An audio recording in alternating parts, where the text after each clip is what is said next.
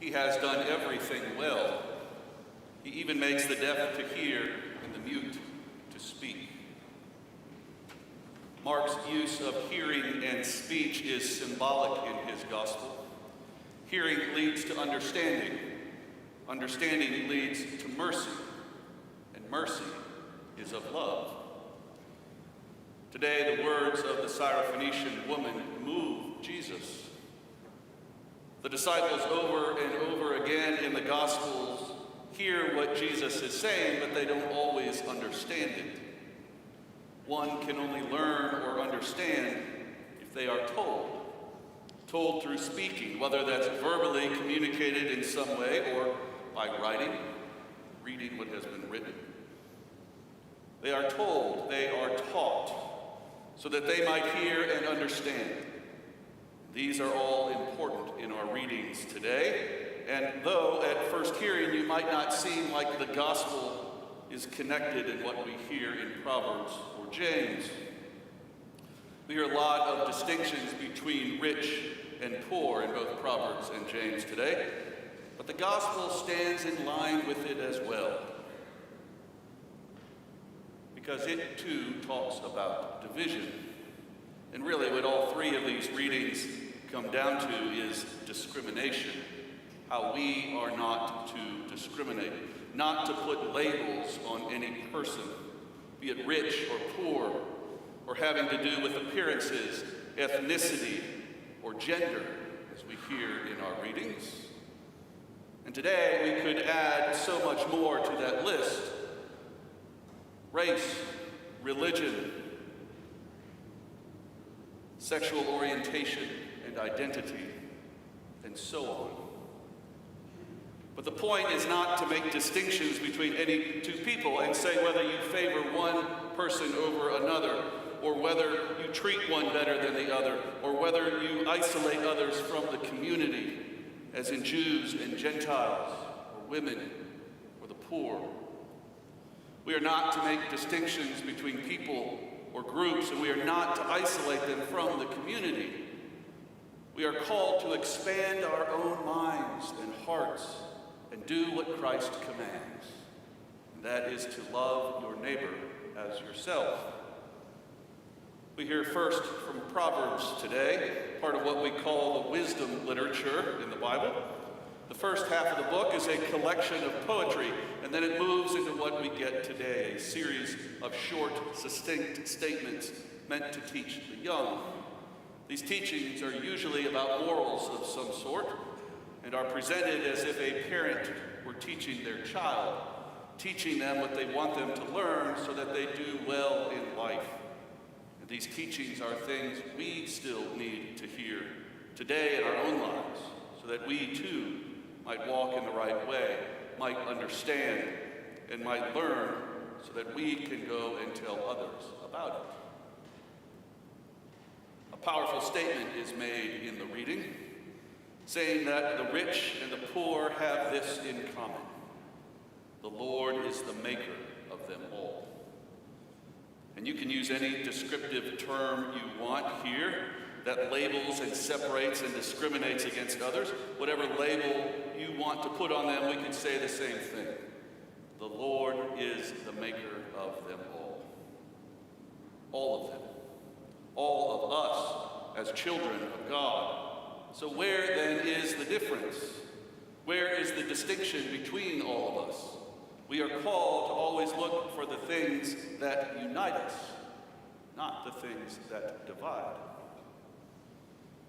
James's letter, we have a follow-up to what we heard last week, when James wrote that we need not just be hearers of the word, but doers of the word, and not to practice empty religion.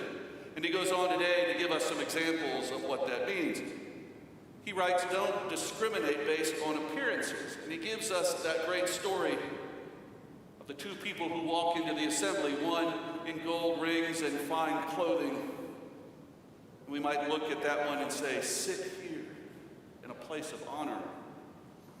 And the one who is not so finely dressed walks in and we say, stand over there or sit at my feet.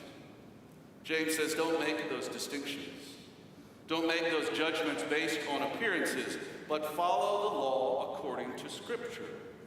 Love your neighbor as yourself, bringing to mind not just the words of Jesus, but also what was written in Leviticus. Love your neighbor as yourself. And if we truly do this, if we truly love our neighbors as ourselves, then we will obey the commandments. We will not make distinctions among others.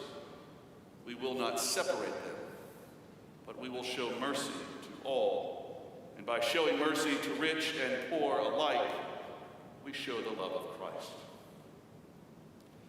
James then goes on to talk about faith and works.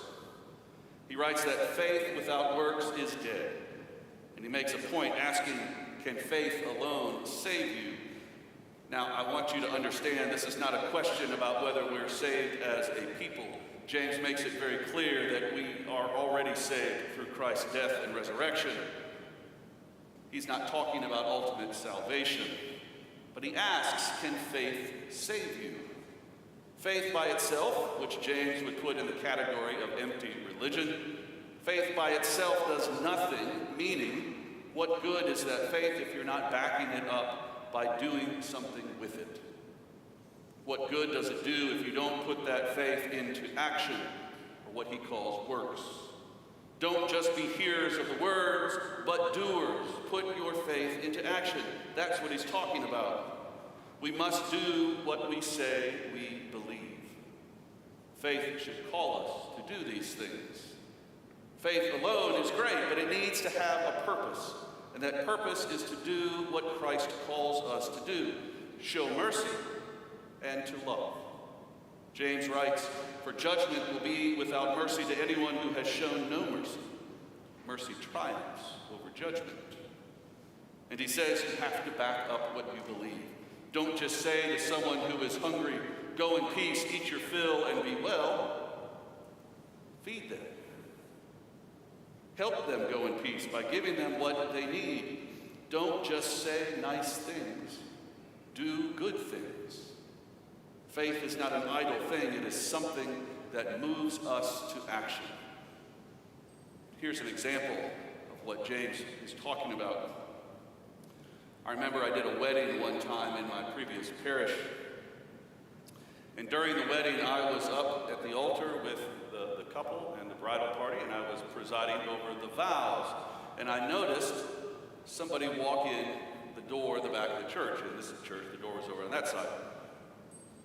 A man, not dressed very well, walked in. Certainly he was not probably a late guest to the wedding. I recognized the man. I'd seen him a time or two before as he'd come in on Sundays.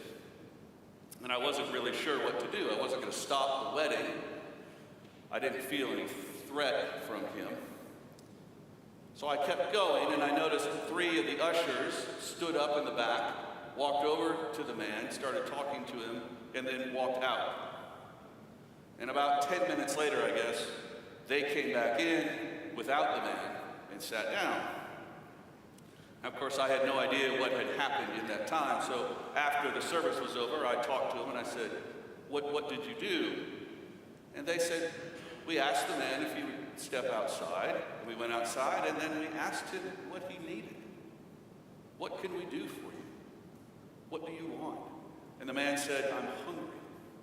And they said, okay. And right next door to the church was a Subway restaurant, and so they took him there, and they got him something to eat. And they made sure that he was settled and okay, and then they came back into the service. They listened to what the man needed, and they did something about it. They didn't just shoo him away because they didn't want him around. They didn't make a distinction. They acted on their faith. They heard and they understood. They showed mercy and love.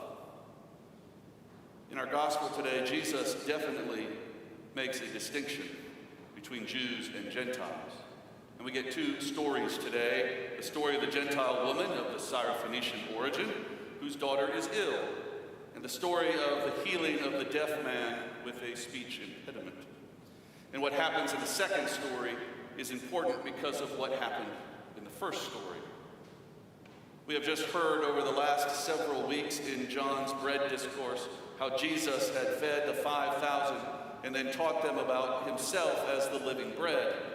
And this event, the feeding of the 5,000, is often called the Jewish feeding because it takes place in the Jewish territories of Israel and because of the 12 baskets that were taken up at the end representing the 12 tribes of Israel. And I mention that because next week we'll get another story of feeding, so keep this in mind. But today we're back in Mark's gospel and we find Jesus right in the middle of Gentile country, in Tyre and Sidon. And remember, Jesus said he was called to the house of Israel to bring them back to God. But today he is in the land of the Gentiles. And we're told that he wants to be alone, but a certain woman hears of his being there and she comes to see him. This woman is a Gentile, yet she honors Jesus by humbling herself at his feet. She comes to beg Jesus to heal her daughter. And Jesus, making a distinction, tells her, "Let the children be fed first, for it is not fair to take the children's food and throw it to the dogs." Jesus is saying that he came to feed the house of Israel, not those outside of it. But the woman has a great comeback, saying, "Even the dogs under the table eat the children's crumbs." She just told Jesus that the Gentiles eat this food as well. And she uses the term crumbs, meaning bread. And see, you thought we were done talking about bread. Jesus knows he has been bested, that he lost the argument. And this is a pivotal moment in his ministry as he learns that others are hearing the word and eating of this bread. He looks at the woman, he acknowledges that he lost the argument, and he says, "Go, your daughter has been healed." Jesus took the time to listen, to understand, and showed mercy and love. And now he knows he can no longer make distinctions, can no longer separate Jews from Gentiles, but must minister to all of God's children. I read a commentary this week that said religious leaders, teachers, and others in position of authority should follow Jesus' example of how to lose an argument. It went on to say that when Jesus recognizes that the woman's argument is stronger than his own, he grants her petition. If only we could be as gracious.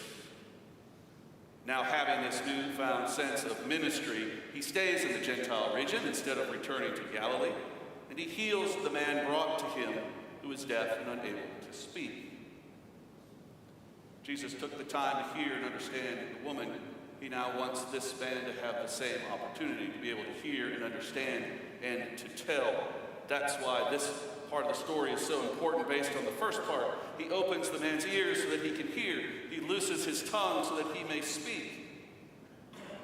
He can now hear and understand and then go and teach and tell others, which he obviously does because we're told that the more he and others were told to keep silent about this, the more they zealously proclaimed it. Jesus heard the woman and was able to give her what she needed. Jesus healed the hearing and speech of the man so that he could in turn do the same. Hear, understand, show mercy, and love. Jesus miraculously heals the man, but what Mark wants us to know is that this is not just some magic power Jesus possesses. Jesus is able to do this through the power of God. And Mark shows this when right before Jesus heals the man, Mark writes that Jesus looked up to heaven, to God, sighed, and then said, "Be opened." And I was struck by that word sigh. I read it and thought, well, why would Jesus sigh? It's almost like he's exasperated. Oh, I have to do this again. And I told a lectionary study group the other night that I would look into it, and I did. And the Greek word that's used here is a variation of the word stenazo, which means to groan or sigh, but in the way it is used here specifically, it means to inwardly sigh. I think we all know what that means when we go to maybe focus our attention or center ourselves before we might do something such as pray. We have that inward sigh, right? So that's what Jesus does. He looks up to God, he prays, and then he heals the man. He prayed that God's will would be done and the man was healed. Proverbs and James call us not to discriminate against anyone, but to love your neighbor. The gospel continues this and calls us to go beyond our own comfort level to help others. The gospel is a call to reach beyond our own communities to help those in need. And there is certainly need for this in our world and country right now. And I think it's very timely that we hear this today, as we know we have people in need, especially, we're told, with refugees coming into this country from Afghanistan, and also those in need in our own country, displaced by hurricanes, floods, and fire. And when we hear these readings, they are not comfortable, but they're not supposed to be. We need to be taken out of our own comfort zone and deal with people we may not want to deal with. But that's what Christ commands. Love your neighbor as yourself. Love all the children of God. There are no distinctions. We need to ask ourselves, am I loving my neighbor as myself? If the answer is no, then we need to go back and reread Scripture and understand all the places where Christ calls us to do so. But if the answer is yes, then we are hearing the call of Christ. And in hearing it, we understand it. And in understanding it, we are showing mercy and love. May our answer always